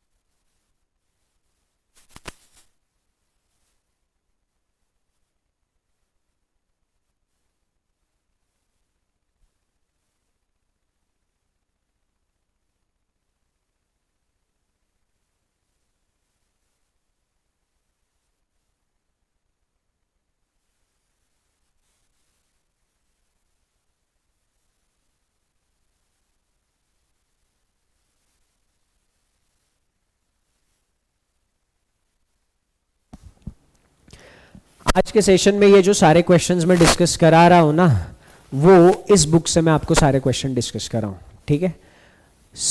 इतनी बुक में सिर्फ और सिर्फ डेटा सफिशिएंसी और एनालिटिकल रीजनिंग के सारे क्वेश्चंस भरे पड़े हैं। बहुत प्यारी बुक है। जब मैंने हाथ में बुक ली थी ना ये, तो मुझे सबसे पहले ये एनालिटिकल रीजनिंग को लेकर क्यूरियोसिटी थी, क्योंकि एनालिटिकल रीजनिंग को लेकर इतने अच्छे क्वेश्चंस यूजुअली मैंने अभी तक देखे नहीं है। एक अच्छा सोर्स, तो इसमें सारे अच्छे क्वेश्चंस का कंपाइलेशन है, मुझे बहुत अच्छी लगी, इसलिए मैंने सोचा कि चलो आपको आज इसी बुक से क्वेश्चन डिस्कस करा देता हूँ, ठीक है। हाँ, तो ये आपके पास है ड्रीम, तो इसमें से प्रैक्टिस करो, इसमें से प्रैक्टिस करोगे और अपने आंसर्स को आप चेक करोगे, अच्छी से प्रैक्टिस करोगे, एक्यूरेसी मिल जाएगी, एग्जाम में ज़्यादा परेशानी नहीं होगी, ठीक है। हाँ, तो ये बुक के ही क्वेश्चंस है। आज के सेशन में A to Z सारे के सारे क्वेश्चन इसी से लाया हूं। अभी इधर फोकस करो, ठीक है। Internet traffic is largely controlled by Google and Facebook. Internet पे जो भी ट्रैफिक है, मैक्सिमम पोर्शन उस ट्रैफिक का गूगल एंड फेसबुक कंट्रोल करते हैं। 70 to 80% एडवर्टाइजिंग रेवेन्यू वो कैप्चर करते हैं, derived from the digital consumption of the news. 70 to 80% revenue जो है वो जो डिजिटल न्यूज का कंजम्पशन होता है उसके थ्रू अर्न करते हैं, rendering main stream news publishing economically unsustainable. 70 to 80% revenue उनका न्यूज से आ रहा है, न्यूज कंजम्पशन से आ रहा है, और उसकी वजह से क्या हो रहा है, जो मेन स्ट्रीम न्यूज पब्लिशिंग थे वो थोड़ा सा अनसस्टेनेबल हो रहे हैं। दूसरा, in the absence of consciously produced news we are confronted with the chaotic landscape of social media, rife with the half-truths, falsehoods, fabricated content, superstition, manipulation and hate speech.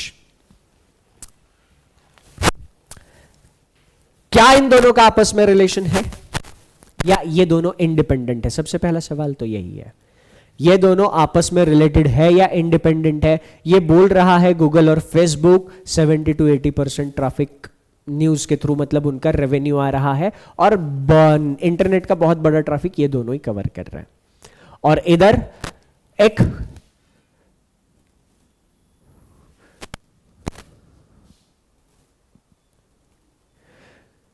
Consensually produced news ना होने के कारण हम एक chaotic landscape को expose हो जाते हैं, जिसमें हमें आधे अधूरे सच देखने को मिलते हैं, या फिर जो भी झूठी चीज़ें हैं सोशल मीडिया पे चलती हुई दिखती रहती है, या एक फैब्रिकेटेड मतलब बना बनाया कंटेंट, किसी को भी बड़ा करना है, किसी को छोटा करना है, तो उस तरीके से कंटेंट डिज़ाइन करो और फैला दो, या फिर कुछ सुपरस्टिशंस चलती है, या फिर कुछ मैनिपुलेटिव कंटेंट चलता है। तो क्या हम ये कह सकते हैं इंटरनेट पे जो maximum traffic Google and Facebook ने ये कवर कर रखा था, और उसी की वजह से मतलब जो भी है मेन स्ट्रीम न्यूज पब्लिकेशंस के सामने जो चैलेंजेस आ रहे थे, उसी के चक्कर में ये हो रहा था। स्टेटमेंट 1 कॉज था और उसी का ये इफेक्ट था। Option 1 clear? ऑप्शन 1 ये कॉज था, इसकी वजह से देखो जो मेन स्ट्रीम न्यूज पेपर्स थे उनको जो भी चैलेंजेस आ रहे थे, तो वो चैलेंजेस की वजह से जो सच्चाई थी, अब उनको चैलेंजेस होंगे तो वो इतने इफेक्टिवली लोगों तक नहीं पहुंच पाएंगे। अब इतने लेवल तक वो लोगों तक नहीं पहुंच पाए तो लोगों तक वही चीजें पहुंचेंगी जो ऑलरेडी अवेलेबल है। तो यहां पर option 1 is the right answer. Discussion clear है तो एक लिखो, डिस्कशन क्लियर है तो एक लिखो।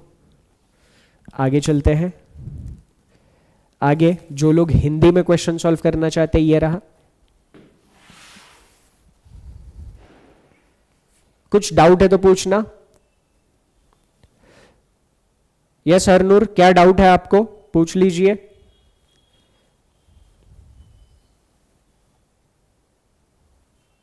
जो लोग इंग्लिश में सॉल्व करना चाहते हैं, ये रहा क्वेश्चन।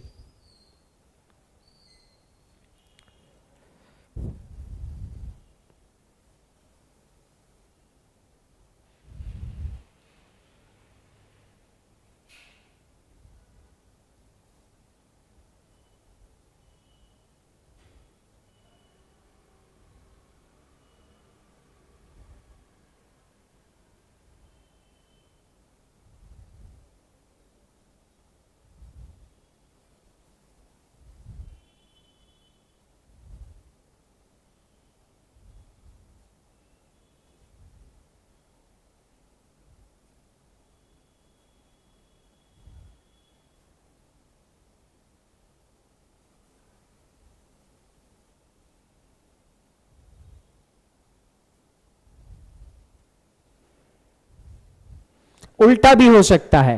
ओके मैं एक्सप्लेन कर देता हूं हरनूर आपको, बस पहले आप ये क्वेश्चन पे ध्यान दीजिए कि न्यूज अच्छी नहीं बन रही है इसलिए फेसबुक फायदा उठा रहे हैं। ओके ठीक है हरनूर, मैं आपका पॉइंट एक्सप्लेन कर देता हूं।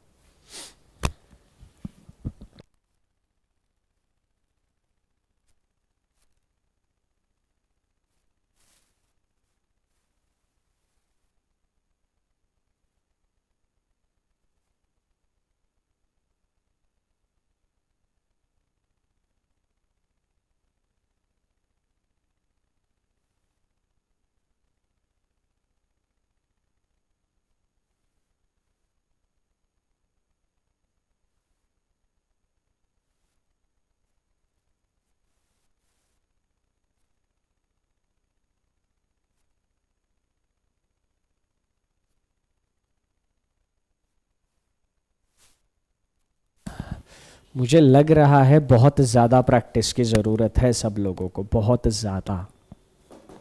ठीक है कोई नहीं, ज़रूरत है तो प्रैक्टिस कर लेंगे, है ना। और यही खूबसूरती है एनालिटिकल रीजनिंग की। ओके देख लो।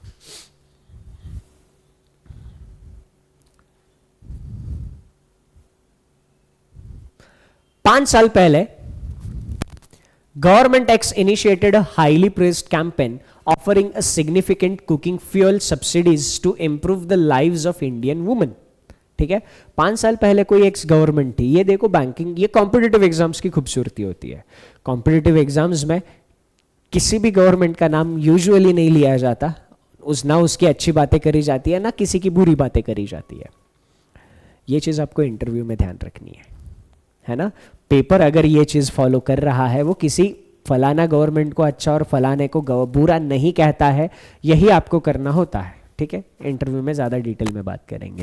गवर्नमेंट एक्स ने एक बहुत मतलब तारीफ करने लायक कैंपेन की शुरुआत करी थी, जिसमें उन्होंने एक जो कुकिंग फ्यूल था उसके ऊपर बहुत अच्छी खासी सब्सिडीज दी थी। और पर्पस क्या था कि जो भी इन भारत की महिलाएं हैं उनकी जिंदगी को अच्छा बनाने के लिए। However, facing a growing fiscal deficit, new Delhi is now gradually scaling back these subsidies, ठीक है। क्योंकि हमारे पास पैसा नहीं है, तो क्या हो रहा है, दिल्ली में जो लोग बैठे हुए हैं वो इन सब्सिडीज को कम कर रहे हैं। This change posed the risk of dispelling women voters and potentially subjecting millions to increased pollution levels। तो इससे क्या हो सकता है, इससे एक छोटा सा खतरा है कि जो वुमेन वोटर्स है वो नाराज होकर शायद जो भी गवर्नमेंट है उसको वोट ना करे, और जो वो अगर कन्वेंशनल फ्यूल की तरफ चले गए तो पोल्यूशन का खतरा भी है, ठीक है। अब which of the following can be probable effect in, मतलब जो भी सिचुएशन बताई है उस सिचुएशन का इफेक्ट क्या हो सकता है। सिचुएशन क्लियर है। 5 साल पहले गवर्नमेंट ने डिसीजन लिया था कि कुकिंग फ्यूल पे सब्सिडीज देनी है, ताकि जो भी लेडीज लोग हैं उनकी लाइफ अच्छी खासी हो सके। और फिस्कल डेफिसिट बढ़ता जा रहा था, पैसा नहीं था, तो उन्होंने ये सब्सिडीज कम करना शुरू कर दिया, और इस चेंज की वजह से जो कुछ दिया है। The ruling national party may experience a decrease in percentage of women।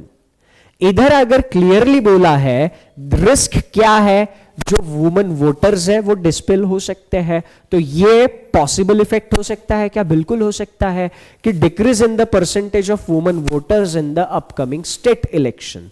Decrease in the percentage, इसका मतलब क्या होता है, जरूरी नहीं कि वो उसकी अपोजिशन को वोट करे, ये भी हो सकता है वोटिंग में पार्टिसिपेट ही ना करे।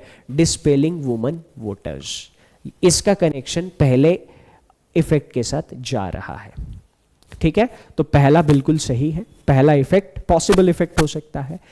N increase in the fiscal deficit may exert pressure on government X, बिल्कुल सही है। फिस्कल डेफिसिट जो बढ़ रहा है उसकी वजह से गवर्नमेंट पे प्रेशर आना ही आना है ना। तो ये बात बिल्कुल सही थी, प्रोबेबल इफेक्ट बिल्कुल हो सकता था। तीसरा, the use of traditional cooking method such as using wooden blocks coal में सी एन अपटिक। अब यह कहना थोड़ा सा मुश्किल है, ऑप्शन 3 कहना थोड़ा सा मुश्किल है, बट एक बार थोड़ा सा इंफॉर्मेशन को एनालाइज कर लेते हैं, ठीक है। जस्ट अ सेकेंड, हम तीसरे को देख लेते हैं, इसको होल्ड पर रखेंगे, ऑप्शन 2 को होल्ड पर रखेंगे। तीसरे को, use of traditional cooking method such as using wooden blocks और कोल में सी एन अपटिक। अब इन्होंने सब्सिडीज दी थी ताकि वो ट्रेडिशनल से मॉडर्न फ्यूल पर आ सके। अब सब्सिडीज वापस से हटा दी गई, और अगर उनके वो पॉकेट को भारी पड़ गया तो वो मॉडर्न फ्यूल से वापस से ट्रेडिशनल फ्यूल पर जाते हुए दिखेंगे। तो तीसरा प्रोबेबल इफेक्ट हो सकता है। हमें प्रोबेबल पूछा है, पॉसिबल इफेक्ट पूछा है, कंफर्म इफेक्ट नहीं पूछा, तो प्रोबेबल इफेक्ट में जा सकता है। द अपोजिशन में adopt an aggressive stance to highlight and address the issues. Actually यही काम अपोजिशन का होता है और यही काम अपोजिशन को करना चाहिए, ठीक है। तो पहला, तीसरा एंड चौथा तो प्रोबेबल इफेक्ट है। ये देखते हैं, an increase in the fiscal deficit may exert pressure on government X. Fiscal deficit बढ़ने के कारण गवर्नमेंट एक्स पर प्रेशर आ सकता है। क्या लगता है आपको, ये इस चीज का इफेक्ट हो सकता है क्या? देखो, बात इंडिविजुअली अगर हम देखेंगे तो इंडिविजुअली बात सही है। फिस्कल डेफिसिट बढ़ने के कारण गवर्नमेंट पे प्रेशर आ सकता है, इंडिविजुअली बात सही है। हमें क्या चाहिए, इस बात का ये इफेक्ट है कि नहीं, ये चाहिए। तो इस बात का इफेक्ट हो सकता है क्या? क्योंकि जो फिस्कल डेफिसिट बढ़ रहा था उसी को तो कर्ब करने के लिए इन्होंने वो सब्सिडीज वापस लेना शुरू करी, कम करना शुरू करी। तो फिस्कल डेफिसिट को कर्ब करने के मेजर्स उन लोगों ने अपनी तरफ से चालू कर दिए थे। तो वो गवर्नमेंट पर प्रेशर फिस्कल डेफिसिट नहीं डालेगा, वो सब्सिडीज पीछे लेना ये प्रेशर डालेगा। तो इस चीज का ये इफेक्ट नहीं हो सकता। पहला, तीसरा एंड चौथा कौन से ऑप्शन में थे? पहला, तीसरा एंड चौथा, option number 5 E should be the right answer. Discussion clear है तो एक लिखो, डिस्कशन क्लियर है तो एक लिखो। सब लोग फटाफट, किसी को कुछ डाउट है तो, दिक्कत है, समस्या, परेशानी है तो पूछ लो। इधर हरनूर जी ने एक डाउट पूछा था, सर ये उल्टा भी हो सकता है, मतलब न्यूज सही नहीं आ रही थी, है ना, न्यूज सही तरीके से दी नहीं जा रही थी, उसका फायदा इन्होंने उठाया। ठीक है, अब एक चीज समझना, it's always about demand and supply. Economy एक बेसिक प्रिंसिपल पे चलती है, किसी भी देश की, किसी भी गांव, किसी भी शहर, देश, दुनिया, सारी इकोनॉमी एक बेसिक प्रिंसिपल पे चलती है, डिमांड एंड सप्लाई। ठीक है, ओके। अब इसमें हमें बोला क्या था, इंटरनेट का जो मैक्सिमम ट्रैफिक है ये गूगल और फेसबुक कंट्रोल कर रहा है, और उसमें से भी 70 to 80% उनका जो रेवेन्यू, जो पूरा रेवेन्यू आ रहा है गूगल और फेसबुक का, उसमें से 70-80% रेवेन्यू कहां से आ रहा है? न्यूज के डिजिटल कंजम्पशन से आ रहा है। अब फेसबुक और गूगल पे जो न्यूज डालने वाले हैं, क्या वो एक हार्डकोर जर्नलिस्ट होंगे? Rendering main stream news publishing economically unsustainable. जो मेन स्ट्रीम न्यूज थी वो थोड़ा सा अनसस्टेनेबल हो रहा है। क्यों? क्योंकि उनके पास रेवेन्यू नहीं जा रहा है, पैसा नहीं जा रहा है। अगर पैसा नहीं जा रहा है तो जो भी उनका इकोसिस्टम है, जो मेन स्ट्रीम न्यूज सिस्टम है, तो वो अपनी इकोसिस्टम सही से नहीं चला पाएंगे। अब अगर अपनी इकोसिस्टम सही से नहीं चला पाएंगे तो सही से न्यूज प्रोड्यूस भी नहीं कर पाएंगे। अपनी इकोसिस्टम सही से अगर मेन स्ट्रीम न्यूज चला नहीं पाई तो वो सही से न्यूज जो भी प्रोड्यूस करने वाले लोग हैं उनको अगर नहीं संभाल पाए तो वो आगे सही से काम कर पाएंगे क्या? नहीं। फिर क्या चलेगा? वही चलेगा जो गूगल एंड फेसबुक पे चलता है ना। हमारे यहाँ एक वर्ड बहुत फेमस है, व्हाट्सएप यूनिवर्सिटी, है ना। अभी थोड़े दिनों बाद ये भी आ सकता है, इंस्टाग्राम यूनिवर्सिटी, फेसबुक यूनिवर्सिटी, ऐसे भी लोग होंगे अभी। तो यहां पर अब ये देखना, in the absence of consciously produced news, मतलब एक जो सेंस ऑफ राइटसनेस के तहत न्यूज प्रोड्यूस की जाती है, क्या सच है क्या गलत है, इसको ध्यान में रखते हुए जो न्यूज प्रोड्यूस की जाती है वो नहीं थी। उसकी वजह से हम एक कियोटिक लैंडस्केप को एक्सपोज हो रहे थे, हम एक मतलब भसड़ भरी दुनिया के सामने एक्सपोज हो रहे थे, है ना, जिसमें आधी सच्चाई है। ये इनकी वजह से ही तो आधी सच्चाई आती है, इधर कभी सही इन्फॉर्मेशन नहीं होती है पूरी, है ना। और जो एक मैनिपुलेटेड कंटेंट होता है, एक डिजाइंड कंटेंट होता है, वो हमें देखने को मिलता है। ये उल्टा हो सकता है क्या? नहीं हो सकता, क्योंकि अगर मतलब देखो थोड़ा सा क्या है इसमें अभी मैं कैसे समझाऊं इसमें। एक्चुअल प्रॉब्लम क्या थी ये, अब देखो, मेन स्ट्रीम न्यूज अगर सही से काम कर पाते, मेन स्ट्रीम न्यूज अगर अपनी जानकारी सही से लोगों तक पहुंचा पाते, तो ये प्रॉब्लम आती क्या? ऐसा नहीं होगा कि ये प्रॉब्लम आ रही है इस वजह से मेन स्ट्रीम न्यूज सफर कर रही है, ऐसा नहीं होगा। मेन स्ट्रीम न्यूज सफर कर रही थी, वो न्यूज की सच्चाई, इवेंट्स की, घटनाओं की सच्चाई लोगों तक नहीं पहुंचा पा रही थी, इसीलिए आधी सच्चाई लोगों तक पहुंच रही है, फॉल्सहुड पहुंच रहा है, फैब्रिकेटेड कंटेंट पहुंच रहा है, अंधश्रद्धाएं पहुंच रही है, मैनिपुलेशन पहुंच रहा है, सारी चीजें। अब क्लियर हो गया? तो इसकी वजह से ये हुआ होगा। बात समझ में आ गई हरनूर, जो आपका डाउट था? अब अगले क्वेश्चन पे चलते हैं। अगला क्वेश्चन यहां पर आप लोगों के सामने स्क्रीन पर, हिंदी में जो लोग सॉल्व करना चाहते हैं वीडियो को पॉज कर लो, जो इंग्लिश में सॉल्व करना चाहते हैं ये रहा क्वेश्चन।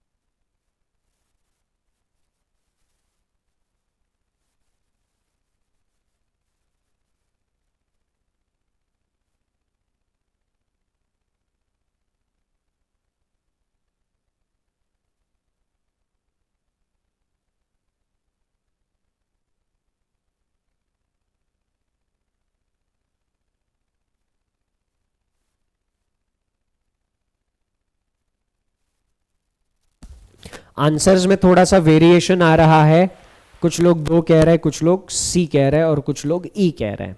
ठीक है, देखना आप।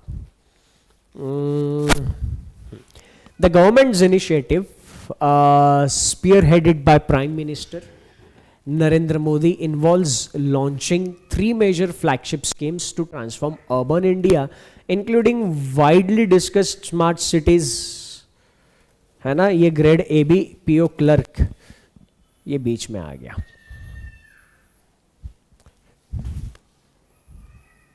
ठीक है, ये बीच में आ गया। तो एक गवर्नमेंट ऑफ इंडिया का इनिशिएटिव है जिसको हेड कर रहे हैं प्राइम मिनिस्टर अपने नरेंद्र मोदी भाई साहब, और वो क्या कर रहे हैं, 3 मेजर फ्लैगशिप स्कीम्स लॉन्च कर रहे हैं ट्रांसफॉर्म कर अर्बन इंडिया को ट्रांसफॉर्म करने के लिए। तो इसमें क्या क्या इंक्लूड है, widely discussed smart cities proposal, smart cities जिसके बारे में बहुत ज़्यादा चर्चा हुई थी वो इंक्लूडेड है, with a substantial budget of 4 lakh crore allocated for projects। 4 lakh crore का बजट है भाई साहब। Additionally, the Prime Minister emphasized citizen involvement in decision-making process for smart city development, encouraging healthy competition among cities। इसके साथ साथ प्राइम मिनिस्टर ने किस बात पे मतलब फोकस किया था, उन्होंने फोकस किया था कि सिटीजन्स की भी इन्वॉल्वमेंट होनी चाहिए किस में, डिसीजन मेकिंग प्रोसेस में जो भी स्मार्ट सिटीज का होगा, ताकि जो सिटीज के बीच में कंपटीशन होगी वो एक हेल्दी और फेयर कंपटीशन होगी। अब जो भी डिसीजन है, ये जो भी सिचुएशन है, उसका इफेक्ट क्या होगा, what will be the effect of the initiative taken by the government. अब ये जो इनिशिएटिव लिया है गवर्नमेंट ने, उसका इफेक्ट क्या होगा, ऑप्शंस दिए हैं। The scheme will prioritise ensuring water supply, ठीक है, to each household, sewer connection, sanitation and solid waste management in both rural and urban governance। ठीक है, एक बार गो थ्रू कर लेते हैं फिर डिसीजन ले लेते हैं। Quality of life is expected to improve in both rural and urban areas में जिस पे हाईलाइट कर रहा हूं उस पे फोकस करना। The focus of the scheme will be on providing roads and public transportation along with implementing reforms in urban governance. The initiative is projected to create millions of jobs and alleviate housing shortages in both urban and rural areas. ठीक, अब इधर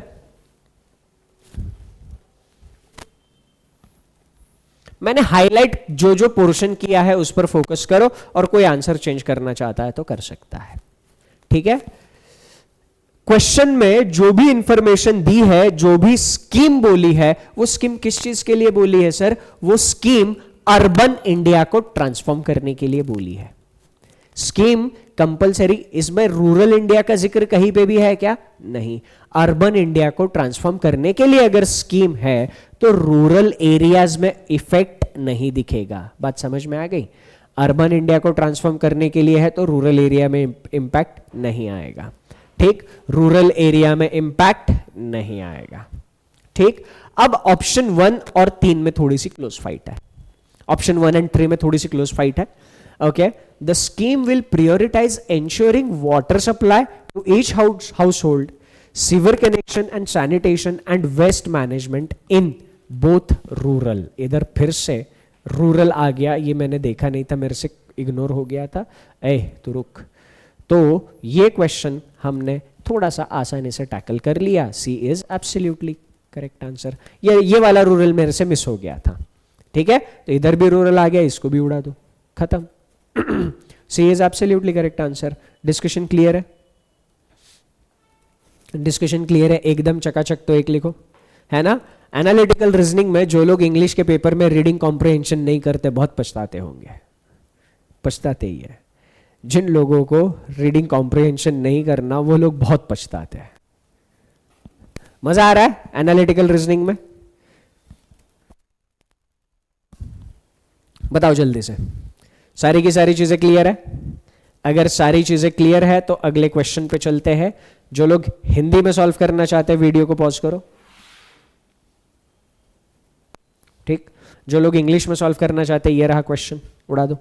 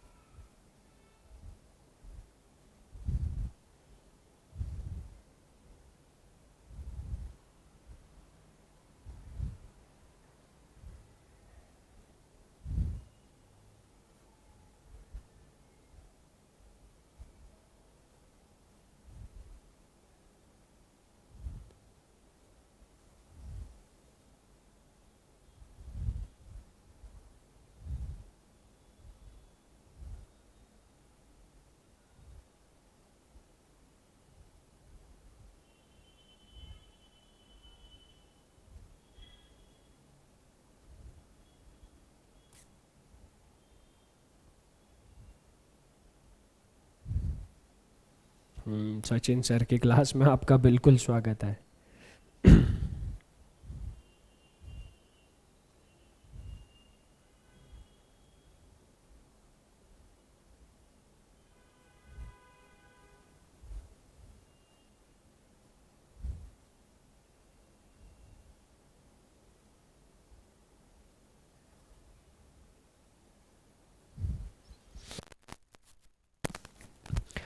खुशी जी, urban life improve होगा तो rural life automatically improve होगा? Not necessary, जरूरी नहीं है, बिल्कुल भी जरूरी नहीं है।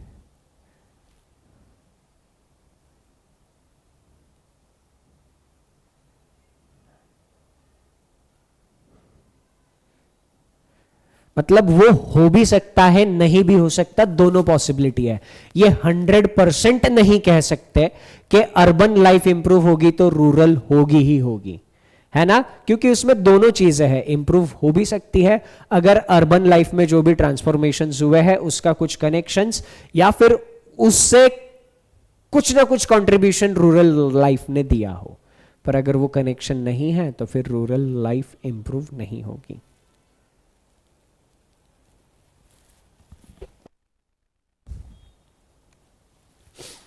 शिवम भाऊ, डायलॉग ओल्ड हो गया पर डायलॉग का मजा ओल्ड नहीं हुआ अभी तक, है ना। मैक्सिमम लोग इस बार ए कह रहे हैं, कुछ लोग बी भी कह रहे हैं, देखते हैं। चलिए, प्रज्ञा, प्रतीक, प्रीति पटेल, संस्कृति, रमशा ए कह रही है, बाकी कुछ लोग बी, ठीक है। Amidst the ongoing economic downturn, the Indian automobile market is experiencing its lengthiest period of decline, with sales plummeting for second consecutive year. है ना, जो ये आर्थिक मंदी चल रही है, उस आर्थिक मंदी के कारण भारत में जो ऑटोमोबाइल इंडस्ट्री है वो उसकी सबसे बड़ी डिक्लाइन पीरियड देख रही है, और सेल्स कम होते जा रहे, कम होते जा रहे, कम होते जा रहे। दूसरे लगातार वर्ष में सेल्स कम हो रही है। This downturn had significant impact, resulting in the production cuts and the unfortunate loss of 3 lakh jobs, as reported by the Society of Indian Automobile Manufacturers. ये जो इकोनॉमिक डाउनटर्न चल रहा है उसका एक सिग्निफिकेंट इम्पैक्ट आ गया है। सिग्निफिकेंट इम्पैक्ट किस चीज़ पर आया है? अगर सेल कम हो रहा है तो प्रोडक्शन भी कम होगा, प्रोडक्शन कम होगा तो मैनफोर्स की रिक्वायरमेंट कम होगी, मैनफोर्स की रिक्वायरमेंट कम है तो यहाँ पर 3 लाख जॉब में कटौती हो गई है। ऐसा एक रिपोर्ट इंडियन ऑटोमोबाइल मैन्युफैक्चरर्स ने दिया है। The automotive industry in India, which employs 20 million individuals directly and indirectly, is grappling with the repercussions of persistent sales and declines। जो 20 मिलियन इंडिविजुअल्स को डायरेक्टली एंड इनडायरेक्टली रोजगार दे रही थी, वो ऑटोमोबाइल इंडस्ट्री में क्या हो रहा है, वो सेल्स डिक्लाइंस की वजह से वो स्ट्रगल कर रही है।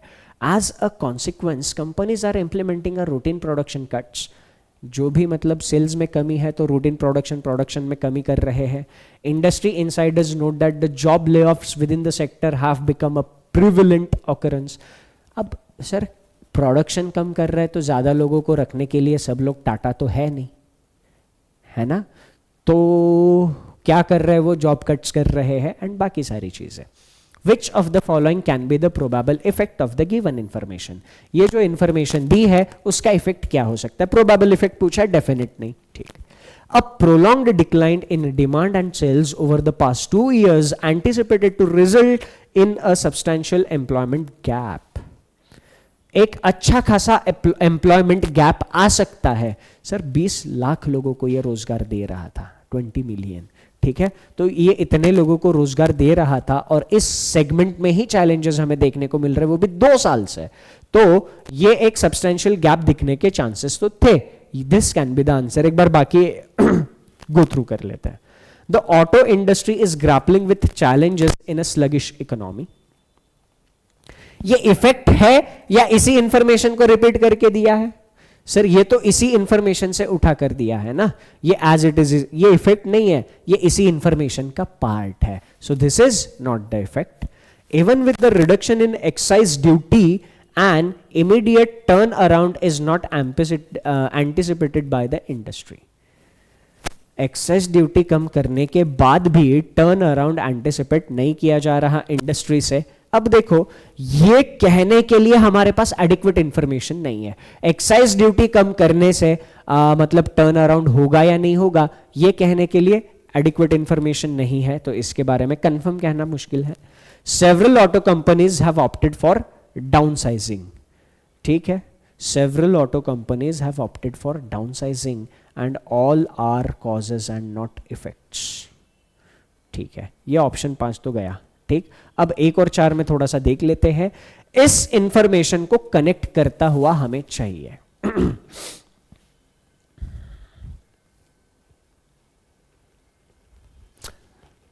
3 lakhs jobs as per reported by the Society of Indian Automobile Manufacturers. The automotive industry in India, which employs 20 million in grappling reproduction position declines.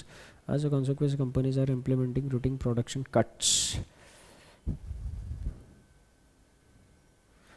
ये भी इंफॉर्मेशन का ही पार्ट है। This is not the effect, ये effect नहीं है, ये इसी information का पार्ट है। ये इधर हमें दिया ही है, प्रोडक्शन कट कर रहे हैं, एम्प्लॉयज को कम कर रहे हैं, तो वो डाउनसाइजिंग ऑलरेडी कर रहे हैं, ये इसी में इंफॉर्मेशन दी है, ठीक है, तो इंफॉर्मेशन का ही पार्ट था, ठीक है। एम्प्लॉयमेंट गैप इसकी वजह से देखने को मिल सकता है क्या? बिल्कुल देखने को मिल सकता है।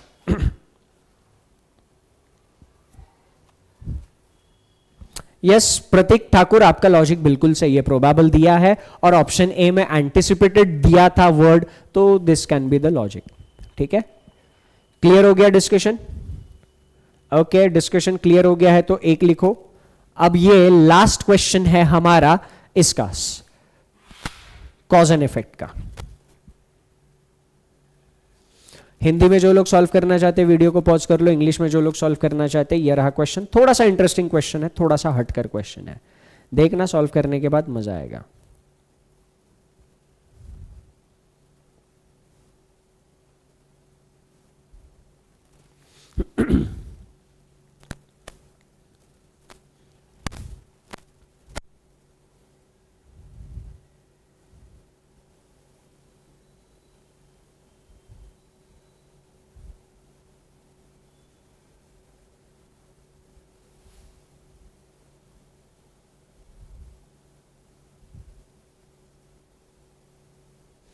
खुशी मैं वही कह रहा हूं ना, डाउनसाइजिंग कर रहे हैं, ये क्वेश्चन में ही दिया है। डाउनसाइजिंग कर रहे हैं, ये क्वेश्चन में ही दिया हुआ है। उस डाउनसाइजिंग का इफेक्ट हमें चाहिए था। देखो क्वेश्चन में क्या बोला था, प्रोडक्शन कट कर रहे हैं, प्रोडक्शन कम किया, ठीक है, और एम्प्लॉयज के ले ऑफ्स भी शुरू होने वाले थे, है ना।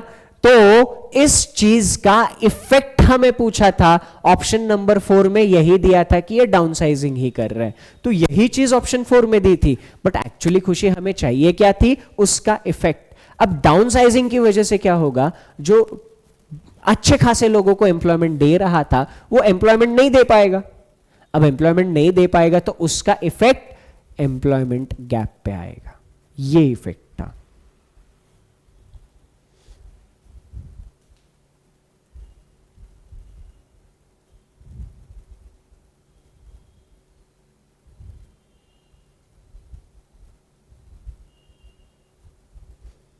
खुशी डाउट क्लियर हो गया आपका? ABE, ठीक है, मजा आ गया क्वेश्चन देख के? थोड़ा सा एक टिपिकल फॉर्मेट को छोड़कर ये क्वेश्चन है। 3 स्टेटमेंट दिए हैं, अब इन 3 स्टेटमेंट में कॉम्बिनेशन हमें दिया है, ठीक है। पहला स्टेटमेंट है transportation of lumber from mills to dealers has been hindered due to a terrorist attack at the borders. Border पे जो भी टेररिस्ट अटैक हुआ है उसकी वजह से किसी एक चीज का ट्रांसपोर्टेशन जो मील से डीलर की तरफ होता था उसमें प्रॉब्लम आ गई है। The epidemic has resulted in a decreased number of drivers and has affected rail transportation. Epidemic से क्या हुआ है, रेल ट्रांसपोर्टेशन कम हुआ है, ड्राइवर्स को दिक्कत है। Lumbar prices reach record high. Actually अगर अच्छे से इंफॉर्मेशन क्लियर हो गई है ना तो ये क्लियर हो जाएगा, ये दोनों कॉज थे और ये इफेक्ट था।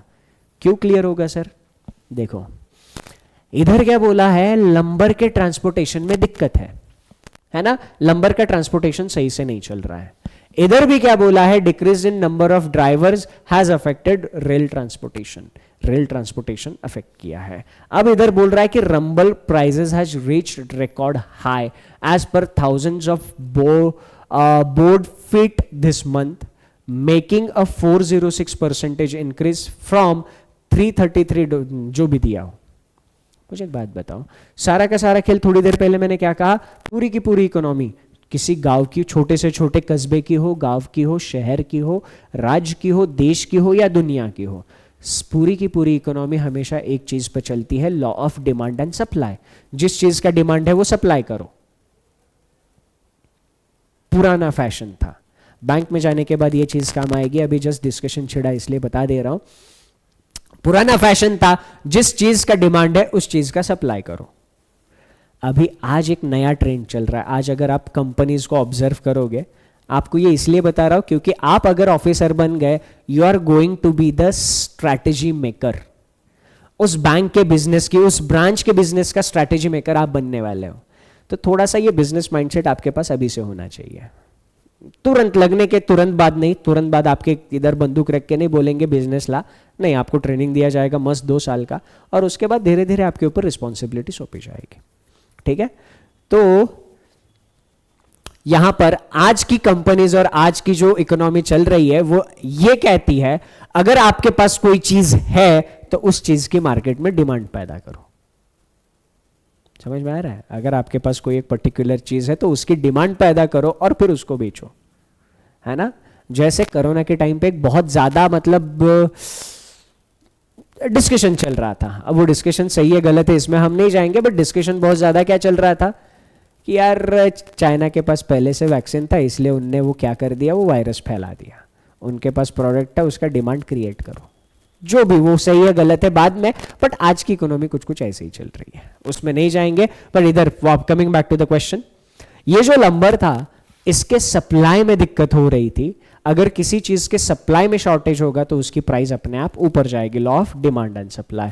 तो ऐसा कोई ऑप्शन है क्या 1 and 2 कॉज, तीसरा effect? 1 is the cause, 3 is the effect, 2 is irrelevant. 2 irrelevant नहीं हो सकता, ट्रांसपोर्टेशन में दिक्कत है, तो 2 को इररिलेवेंट कह दिया, गलत हो गया।